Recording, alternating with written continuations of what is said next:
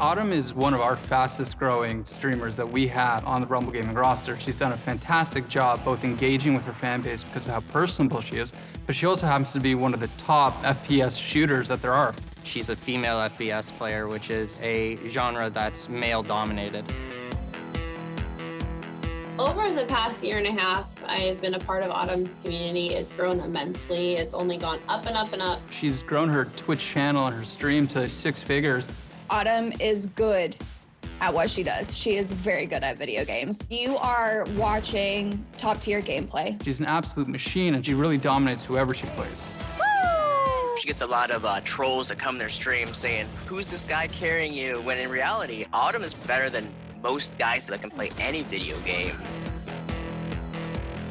Autumn has shown with all her professional playing that she is one of the best. She's also extremely versatile in the fact that she could really play and compete in any FPS game and engage her community while she's doing so. Whenever I tell people I play video games for a living, their first reaction is, "You don't look like that type of girl." And I'm like, what type of girl is that? I'm just kind of breaking that stigma that girls can't game.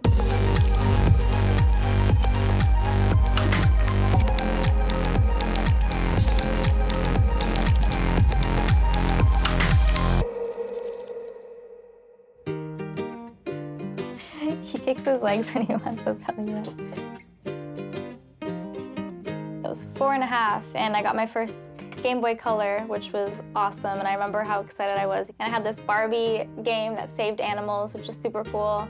And I had Inspector Gadget and X-Men, and I played Pokemon and all this fun stuff. Growing up, Autumn was always very good at gaming. We played a lot of games together. We'd always be playing Call of Duty. My earliest memories of just playing with Autumn would be her shouting at 2 a.m., playing Call of Duty Zombies, just like yelling at someone to come follow her. "Please follow me, I'm getting the zombies all after me." Or we'd play Wolfenstein Enemy Territory online. You'd hear at 1 a.m. just like, boom, headshot. This was actually my first PC, like my family's PC. And I was definitely playing a shooter game because my hands are on WASD. The flash kind of makes it hard to see, but I think I was playing Wolfenstein, which was my favorite game back then. My earliest PC memory was when my dad actually went and bought the PC from this store. I remember going in, I remember the layout and everything. He had me put all the wires and cords in and stuff. He taught me a lot about PC and like the specs and the components of it. I remember my mom taking this photo. I always show people this photo on stream. I'm like, look, I'm an OG. Like, I've been playing PC since I was a kid, so. Yeah, it's cool. I'm glad that she took these in hindsight. And my parents just went through a lot of issues together, so we were just like constantly moving back and forth, so it wasn't the best. We did move around a lot as children, 4 or 5 different locations in Southern Ontario. I went to 14 schools growing up, so I definitely didn't have the best childhood. I always had video games there, which was really nice, and I think that's why I love video games so much, because no matter where I was, I always had them there, and it was something constant in my life, which I didn't have a lot of constant at that time. I think it helps with streaming because every time we moved, we had to learn the local dialect, the people, and how to talk to them. And you really learn how to like make friends in different locations and like network as well, like see who knows who from where. Try to fit in as well, which is very important in streaming. You really want to be able to fit in and be friendly towards everybody.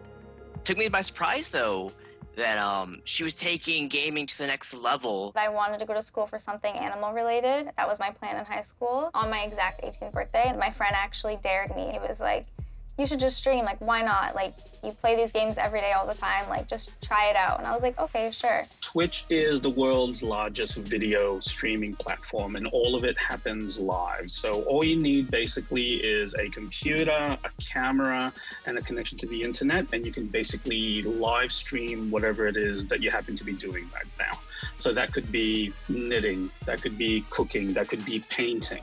But Twitch is predominantly known for video game streaming. People will go on there and basically play games, you know, interact with the people who are watching. And I instantly just fell in love with it. I love that I can communicate with people and talk to people while gaming at the same time. Thank you guys seriously so much. Holy guacamole. Tim, you're the reason we're winning. Twitch streams billions of minutes every month into people's homes. And, you know, a lot of that is, you know, people playing video games, trying to entertain others out there. I think it was like a month or two later, I remember like streaming every single day. Like it just became a part of me. I'd stream all night and then I'd just go to school 8 in the morning over and over again every day. Full-time for streaming is like pretty much any full-time job. I feel like there's a lot of background stuff that a lot of people don't see. I usually stream 6 to 8 hours a day, 5 days a week. My family's really involved actually with like my job and stuff, so my brother actually streams on Twitch as well. My dad was fully supportive. He's still shocked to this day like how it works. Like he's like, that's so crazy that like you can do this for a living and support yourself. My dad actually streamed a few times here and there because he's a huge gamer, and he actually comes into my streams. This is Autumn's. We do cooking streams, or we do scary games, or we carve pumpkins, and I love it. My community really loves seeing that relationship too. So you're getting it all over the place. Oh. Are you gonna clean my house? Whoa. I'm just working here. My mom, I think she still doesn't get it. She doesn't really understand it, but she's happy for me. In those early streams, I started off with CSGO. CSGO was actually my main game. I loved it. Again, first-person shooter type of thing. People from the chat would come play with me, and I started making friends that way, and then people would tell their friends, and I started building a really awesome community at the time. So I've been in a few competitions. I remember a couple years ago, I went to a Call of Duty tournament. You had to compete online first, and I went to regionals, so I had to drive to the Cineplex, and I remember walking in, and they looked at me, and they're like, oh, sorry, like, you're in the wrong place. And I was like, no, I'm not. Like, I'm here to compete. Like, I'm here to game. Like, I'm here to win. At the time, I was like, that's so weird that they say that. FPS is a first-person shooter game. A first-person shooter is where you kind of inhabit the character, so you really put yourself in the place of the soldier, and you see the gun and what the soldier would see being in the battlefield. I think it's really harder for a girl to make it in the video gaming world, especially the FPS genre, because of the stigma that there is around it. So they kind of have to prove themselves even more. I think FPS games are generally thought of as boy games because when people think about FPS, they'll generally think about warfare. And when people think about warfare, they're generally thinking about males and soldiers going to war with each other. Yes, females are involved, but generally not on the front lines. And I think when FPS games are played by women, that same stereotype remains. The demographics of gaming is pretty mainstream. So despite all of the stereotypes out there, the most recent figures in America show that 2 out of 3 people in the United States actually identify as a gamer. It's so silly because I wish people just accepted that women can game too. It's not like men have an extra hand or like an extra set of eyes that make them better. We can all play at the same skill level.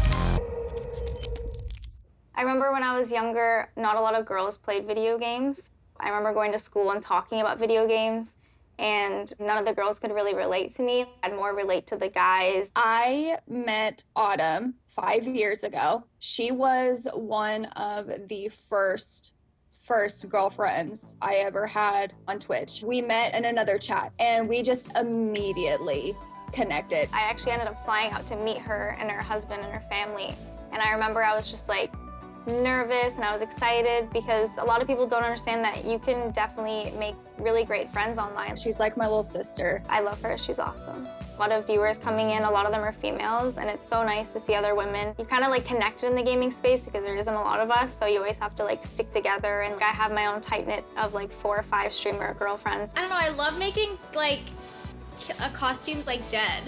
Like I was talking to stream today how I want to do like an Elsa cosplay but make myself like frozen and dead. Oh my gosh, yes. There's room for everybody to grow, and I think it's very important that we focus on that, and Autumn does a good job of bringing that to light. She is very big on let me be a woman and let me be in this space because I belong here. I just killed 3 of them with that all. Ace, baby! On Twitch, creators are really nothing without their community. The fans really are the ones that support you, are the ones that build up your channel and help you kind of grow and move forward and build your brand as a whole. People don't always realize it's about the personality and the spirit you bring into the game. The passion that you put out there helps build a community and brings people back every single day. People learn your schedules. People will set alarms to your stream to be there at the first minute to say hello. People feel like you are part of their family. When it comes to Twitch communities, sometimes they have names for each other, or you just call it the streamers community based on their name. We call Autumn Stream the Leaf Pile. That is something that she came up with because her name's Autumn. So when somebody subs, she says, "Welcome to the leaf pile. Make like a tree and stay a while." She throws leaves. Whenever someone comes new into the stream, she throws leaves in the air. It's like, welcome to the leaf pile. And she really brings you into her house and into her life, and you can see her dog there all the time right beside her as she's blowing heads off. I got Charlie when I was 17. He's the sweetest, and it was nice that I got to rescue him. And I love him. He's a huge mascot on my stream, actually, too. Like, everyone loves him. I have emotes after him. I have, like, merch after him. I think they come watch me for him, not for me. They just love him so much. Her community pulls in people from all over the world. There's people from Australia. There's people from Sweden, America. Obviously, Autumn's from Canada. The community feels like they're not just watching the stream, they're a part of it. I think that's what makes her stream so successful. She's really become popular through her philanthropic initiatives. Charity streams for animal rights groups, for COVID-19. Mental health advocacy, body positivity advocacy. We have raised $1,200 in the last 40 minutes. And she has been able to generate a large amount of donations for these charitable causes. We raised over $4,000 for the health workers and the frontline workers at the Mount Sinai Hospital. And it was such an awesome feeling, especially around that time my mom actually was diagnosed with COVID. I think it just goes to show how tightly knit her community is and how engaged she is with her audience. How are you? Are you okay? Everyone was so worried about you. So the regulars that come in every day definitely start to gain a friendship because you're talking to these people every single day. They obviously know more about you because as a streamer, you're putting a lot of yourself out there. The chat in a popular Twitch stream is very important. It keeps the conversation moving. It keeps your community together. It pumps the streamer up when they see people talking about what they're doing. It also helps give the streamer conversation. On Twitch, the streamers have moderators to help control the stream while they're gaming, because if they're in the middle of a game and somebody posts something that's not appropriate or shouldn't be seen, so we're there to kind of help control the chat, either by deleting messages or keeping them hyped. It's really nice having them, knowing that I can rely on them while I'm streaming, so I don't have to worry about my chat going haywire. The importance of having mods and being a female creator. There are a lot of things that kind of go into this. Being a female on the internet is difficult. And I don't want to say that it's not difficult for men either, because I would be lying if I said that. Being a female streamer on Twitch comes with its pros and its cons. You can face a lot of harassment. You have people that come into chat and think it's funny to say inappropriate things. A lot of that stems from the fact that you can join Twitch at 13 years old. The Twitch audience is predominantly male. It's predominantly young as well. So for a female streamer, that can obviously present some challenges. It can be especially more challenging if you're trying to, talk within the video game space. There's also a lot of misconception that female streamers don't have to work as hard. Are you good? I'm a pro. Sure. Why, you don't believe me because I'm a girl? The truth comes out. Okay.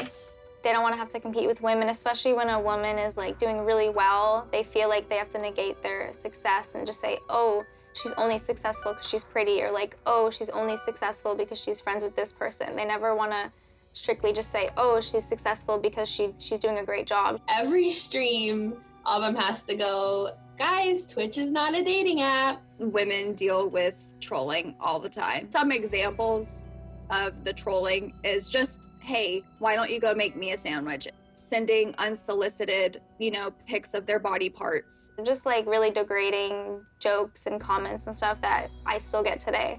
Over the years, I've kind of grown thicker skin through it. Like, you just kind of get over it, which sucks because I feel like people should be changing and standing up for women in gaming. Definitely has gotten a little bit better. I think with the recent Me Too movement, I think people have been taking women a lot more seriously, especially in the gaming world, which is really nice to see. It's not obviously altogether a rosy picture, but there have been some positive strides made lately on the platform itself, recognizing that, there are issues out there that need to be addressed. But it's almost like there is this entitlement on the internet where people feel very entitled to your time and your energy. And it is important to have mods in place to protect us from that entitlement, because that entitlement can be dangerous.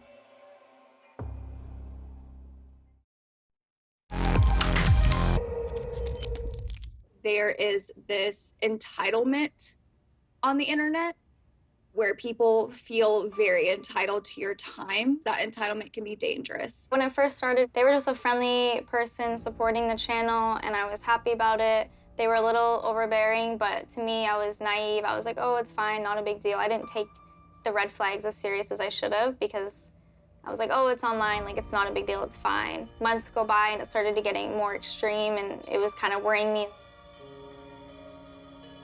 And then this person started digging into my life and my family. They turned out to be dangerous when they found out I was in a relationship. We keep our private life private.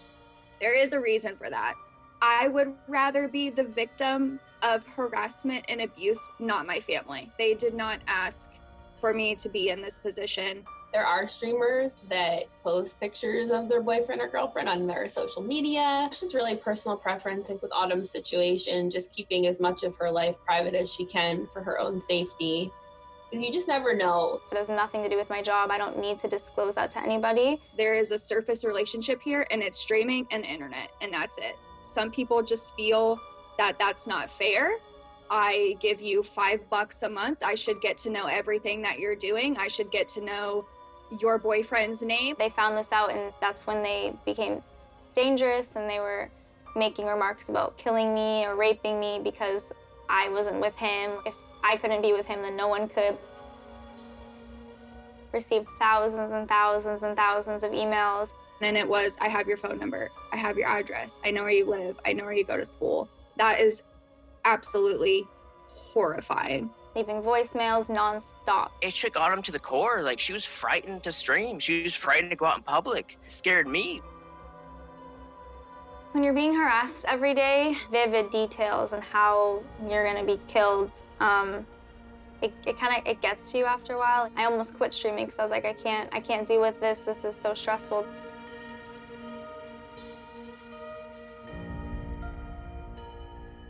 Being a public figure in the streaming space, people think that we have all of these layers to us that keep us safe, when in reality, it's literally just me and this camera. She was scared for her life. The cops couldn't help at all because it was an American and Canadian thing.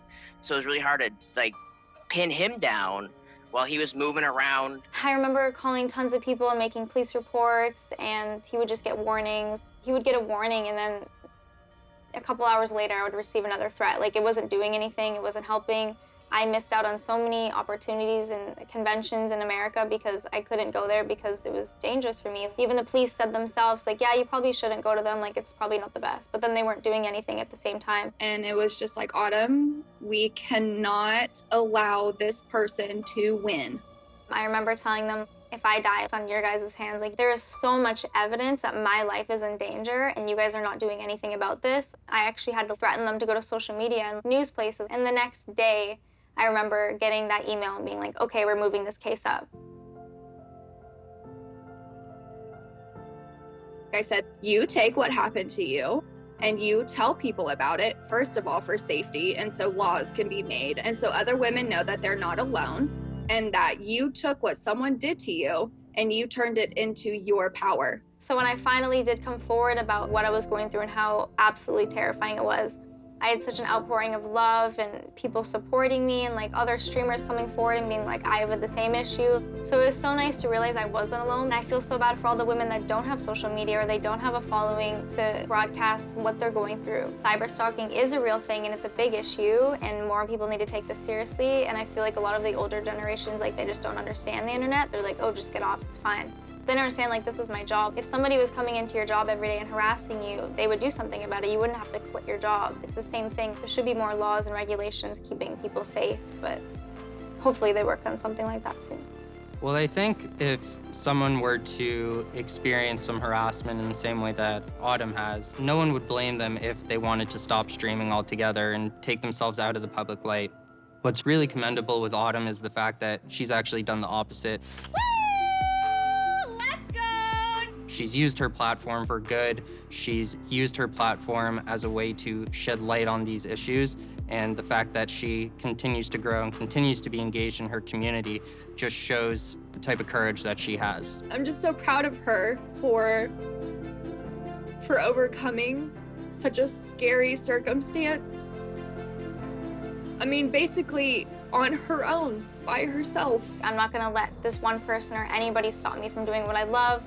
I make content because it makes people's days brighter. Yesterday, someone was like, hey, it's my birthday today, like, will you be streaming? I would love that. Like, just little things like that. I realized, like, I'm not streaming just for myself, I'm doing this for others too. If I can at least make one person happy in their day, then I've done my job. That's the big reason why I haven't given up, and I'll never give up. Autumn's stream has grown immensely this year, so we've seen a huge influx into the community. This past year on Twitch has been absolutely insane. A few months back, I reached up almost to 6,000 subscribers. She's had a lot of great opportunities this year. With my channel doing well recently, I was able to take part in Twitch Rivals, which was really interesting. I've wanted to go in Twitch Rivals for so long. Twitch Rivals is basically tournaments Twitch puts on for money with content creators. Autumn's inclusion in Battle of the Best is truly a milestone, I think, not only for her career, but just as her brand as a whole. This is a huge tournament. She's gotten an opportunity now to play with some of the biggest and brightest influencers across the entire gaming ecosystem. Stars like Tim the Tatman and Dr. Lupo. And it's an honor to be invited because they may only have 16 streamers. And if you think about how many people play these games, being one of those 16 is huge. My own little sister that I knew playing Call of Duty, 15 years ago, is on the biggest streaming platform, playing the biggest game in front of the biggest audience. Woo!